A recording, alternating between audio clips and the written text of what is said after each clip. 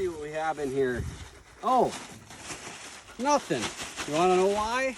Because we're all done planting trees for the year. So along here in these cages, you'll see a bunch of red pines all the way down across this that we planted last year. These are doing great. I think we lost like 4 of them. So to add to our screen this year, we came through and we added some red cedars every other here between, kind of staggering here with these pines. And again, the idea is just to get all of this to thicken up to create a nice little security structure and kind of a screen here. Along the west side of our food plot area, you can see it's just a spindly little strip right here of popples, and then on the back side of it, it's all a big cattail swamp over there.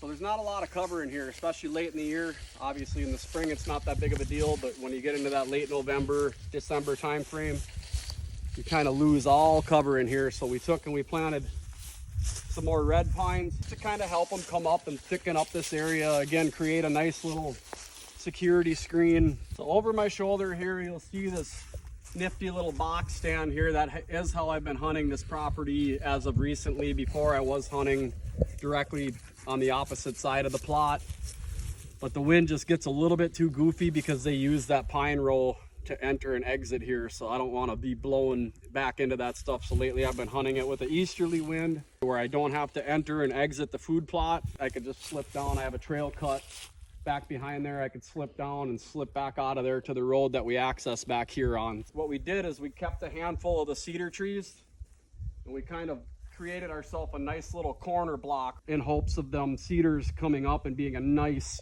thick corner to kind of conceal that box stand. The majority of this is a clover plot.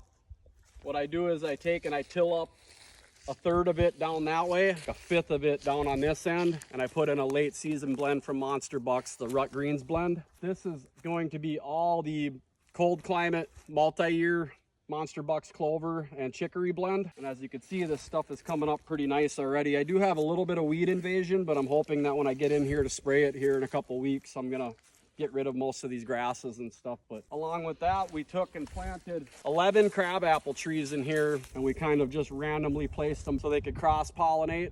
Hopefully they come up and add a little bit more of a snack for the deer back here. The rest of the trees we did all up by the house, guys, but I kind of just wanted to give you guys a little bit of a walkthrough on some of the changes and stuff that we're making and some of the improvements that we're trying to make back here, make this better for all the animals, and not necessarily just for killing on, but just a kind of a cool little habitat area back here that the deer, and we have tons of pheasants out in this area, and hopefully we get some more turkeys moving in. Gonna get back after some longbeards. So have a great weekend, you guys. Good luck if you're gonna be out turkey hunting. We'll catch you real soon on the next one.